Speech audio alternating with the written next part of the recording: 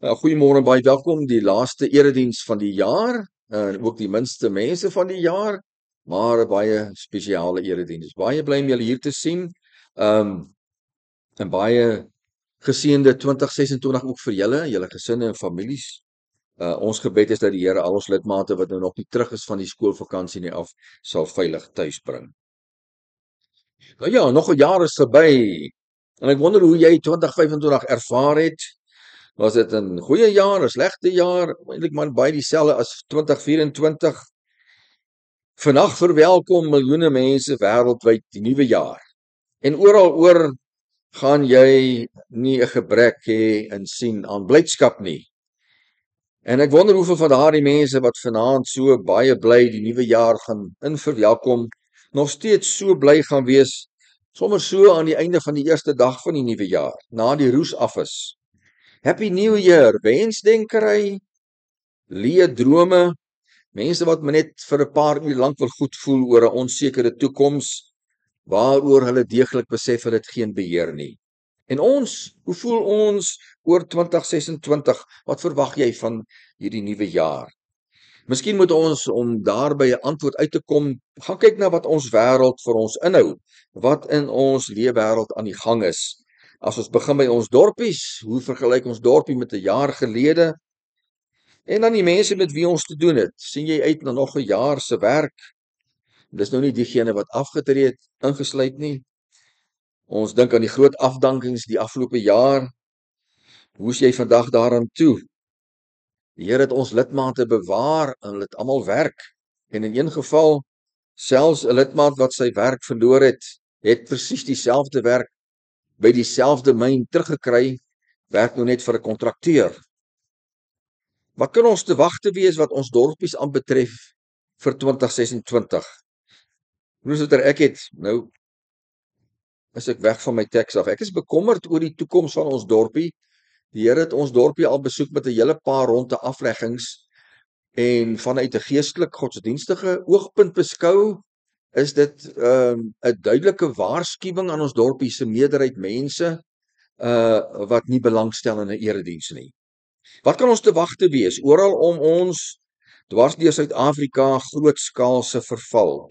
Ek noem dit die wedloop na die bodem daar waar die res van Afrika is.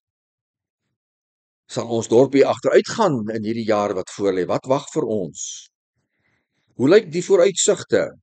Vir baie mense natuurlik die groot vraag oor hoe die markte daaraan gaan uitsien in 2026. Ons gesinne se lot, hoe lyk ons verwagtinge vir hulle? En dan is dit die situasie met ons land. Die statistieke vertel die verhaal van 'n land wat ernstige probleme het. 'n Land wat verbasend grootskaals en vinnig agteruit gaan. Misdaadgevare, gesteelde geld beteken dat instandhouding agtergeweë gelaat word en die gevolg is vervalle infrastruktuur. Regeringsdienste wat mense sonder water en afvalvoorsiening laat. Vra maar net vir die mense in Johannesburg wat hulle deurgegaan het hierdie jaar. Dwars deur die land disfunksionele regeringsinstansies. Soveel korrupsie, ons land se regerings of liewers regsinstansie kan nie voorbly om korrupte regeringsamptenare te vervolg nie. Ons werkloosheidssyfer presies dieselfde as Oujaarsdag 2024. Maar meer ernstig het ons te doen met 'n land wat lankal nie belangstel in God nie. Mense wat goed weet van die Here, die kerk, die Bybel. Baie mense wat in die verlede gereelde kerkgangers was, lidmate van gemeentes. Maar in baie gevalle mense het suksesvol geword. Finansiële sekuriteit het die Here se sekuriteit eenkant toe geskuif. Daarom baie mense wat die Here werklik nie nodig het nie. Duisende voormalige lidmate in ons land en die buiteland wat hulle rug gedraai het op die Here. Maar dan is daar die getroue Christene dwars deur ons land. Klein groepies wat oral getrou gebly het aan die Here. Getrou aan lidmaatgeloftes. Getrou om die Here te bly vertrou. Net soos daardie klein groepie baie honderde jare gelede in Israel. Daardie klein groepie waaronder koning Dawid was. Ons lees vanoggend Psalm 103. 'n Psalm van Dawid, loof die Here o my siel, en alles wat binne in my is, sy heilige naam. Loof die Here o my siel en vergeet geen een van sy weldade nie. Wat al jou ongeregtigheid vergewe, wat al jou krankheid genees, wat jou lewe verlos van die verderf, wat jou kroon met goedertierenheid en barmhartighede. Wat jou siel versadig met die goeie, sodat jou jeug weer nuut word soos die van 'n arend. Die Here doen geregtigheid en reg aan almal wat verdruk word. Hy het aan Moses sy weë bekend gemaak, aan die kinders van Israel sy dade. Barmhartig en genadig is die Here, lankmoedig en groot van goedertierenheid. Hy sal nie vir altyd twis en nie vir ewig die toorn behou nie. Hy handel met ons nie na ons sondes en vergeld ons nie na ons ongeregtighede nie. Want so hoog as die hemel is bo die aarde, so geweldig is sy goedertierenheid oor die wat hom vrees. So ver as die ooste verwyderd is van die weste, so ver verwyder hy ons oortredinge van ons. So die Vader hom ontferm oor die kinders, so ontferm die Here hom oor die wat hom vrees. Want hy weet watter maaksel ons is, gedagtig dat ons stof is. Die mens soos die gras is sy dae, soos 'n blom van die veld, so bloei hy. As die wind daaroor gaan, is dit nie meer nie en sy plek ken hom nie meer nie. Maar die goedertierenheid van die Here is van ewigheid tot ewigheid oor die wat hom vrees, en sy geregtigheid vir kindskinders, vir die wat sy verbond hou en aan sy bevele dink om die te doen. Die Here het sy troon in die hemel gevestig en sy koninkryk heers oor alles. Loof die Here sy engele, kragtige helde wat sy woord volbring, in gehoorsaamheid aan die stem van sy woord. Loof die Here al sy leerskare, sy dienaars wat sy welbehae doen. Loof die Here al sy werke, op al die plekke van sy heerskappy. Loof die Here o my siel.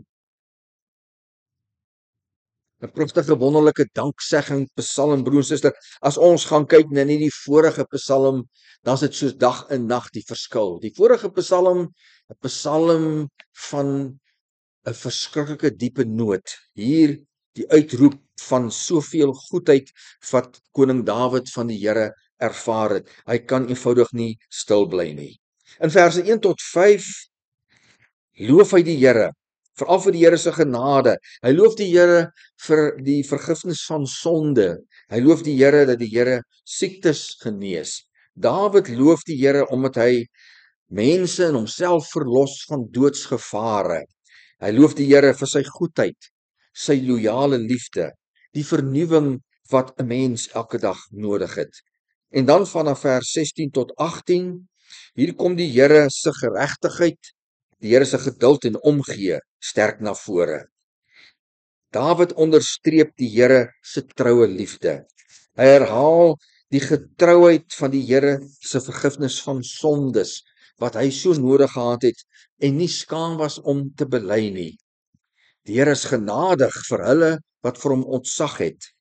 Die Here hou in gedagte as dat ons mense is wat nietig is, vandag hier en môre nie meer nie. Baie belangrik, die Here bly getrou aan hulle wat sy verbond met hom het en daardie verbond eerbiedig. Verse 19 tot 22, die laaste paar verse, dan verskuif Dawid se fokus, die Here regeer oor die hele heelal en daarom moet alle wesens die Here loof en oproep ook na sy mede-landsgenote wat nie soos Dawid getrou was aan die Here nie. Ten spyte van soveel godloosheid en verval rondom ons, hou die Here ons in stand aan die gang. Hy weet presies wat ons alles nodig het elke oomblik. Hy trek voor ons uit in 2026. Hy sal daar wees wanneer ons hom gaan nodig hê. Vir ons getroue Christene wag werklik 'n voorspoedige jaar en daarom kan ek dit elke jaar met soveel werklike oortuiging vir u meedeel.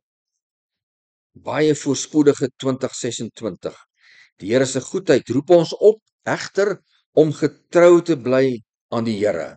En dan het ons die vrymoedigheid Elke dag kan ons hom nader, elke dag is ons rustig, elke dag is ons seker, die Here sal voorsien in alles wat ons nodig het. Amen.